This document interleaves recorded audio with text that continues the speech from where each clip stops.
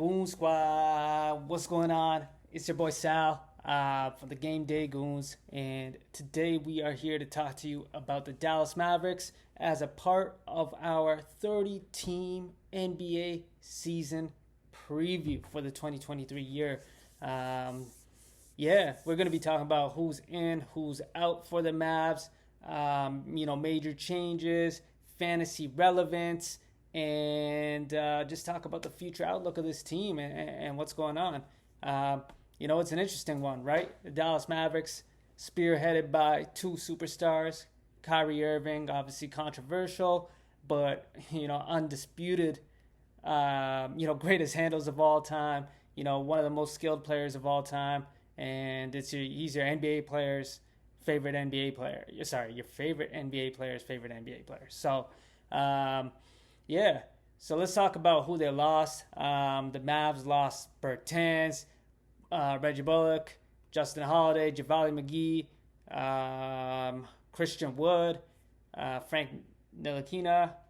Not a real difference maker there, but definitely some solid players on the way out.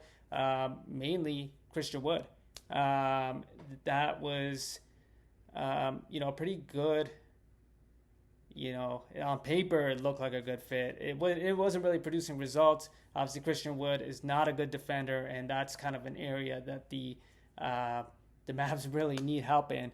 But I do think that them losing JaVale McGee is kind of unfortunate, and obviously very, very limited minutes in very few games. He was actually pretty good, just eye test wise. Obviously, Reggie Bullock is the main rotation player that's gone.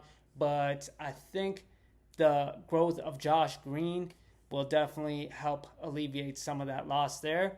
Plus, who else did they add? So now they've got Seth Curry. They've got Richaun Holmes.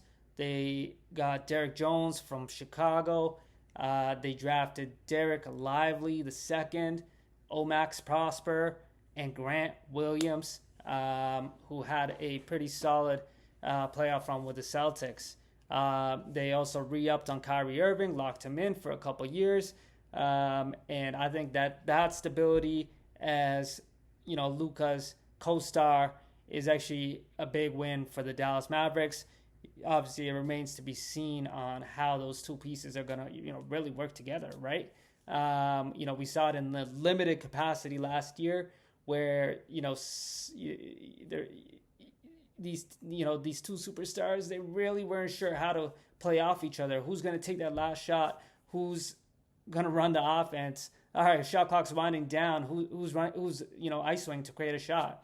One of these guys really just needs to say like, hey, all right, cool, that's me. And it probably should be Luka, just because he's that younger superstar. But you can't argue with the results that Kyrie puts up when he's on the court, right?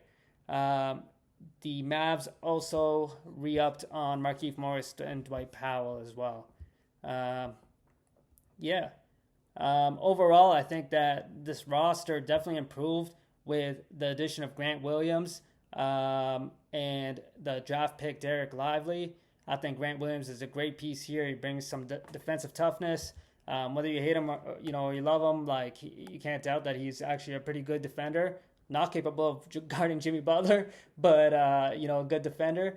Omax Prosper and Derek Lively, two big man prospects, and Derek Lively is going to get the keys to that starting center spot right off the bat as well. So it's going to be really interesting, but I think that he's going to have a great career. I think that he's going to fill it up on the rebounding end, and then his offensive game will kind of come in the future. I think that he'll be a lob threat, because Luka and Kyrie do attract so much attention. Obviously, Seth Curry, knockdown shooter, that's going to provide some value there as long as they can cover it up on the defensive end.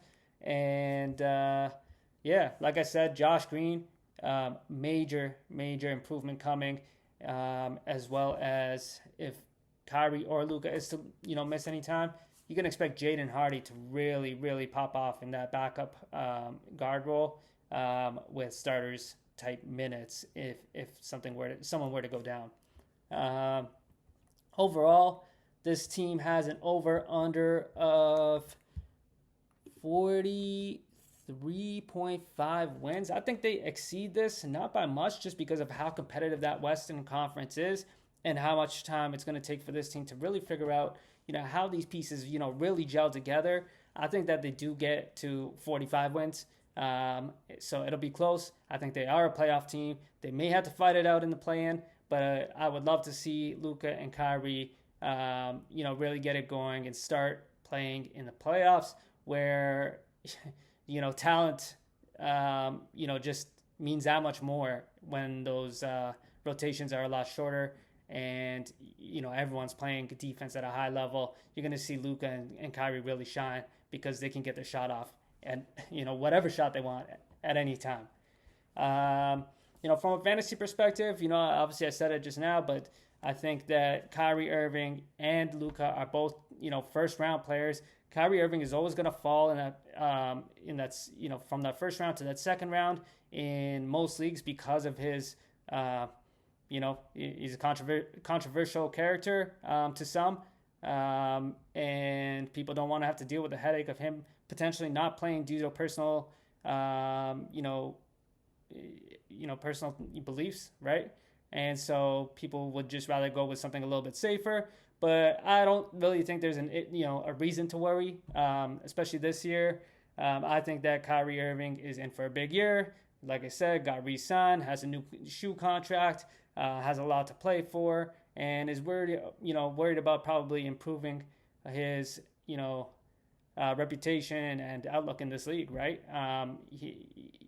There's the controversial stuff is probably behind him, and I think that if you are able to get this guy in the second or even third round, that you're walking away with a top 10 player for a discounted price, right? So by all means, draft Kyrie Irving, and if Luka is to miss time, which he already is, I don't think it's anything serious, but Luka will not be available in that first game, I believe.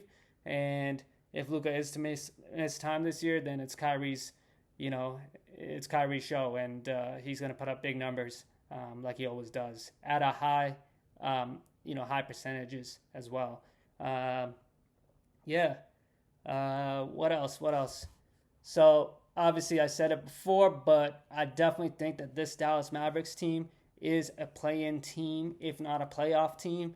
And it's going to be really interesting to see how the rest of the roster shakes out.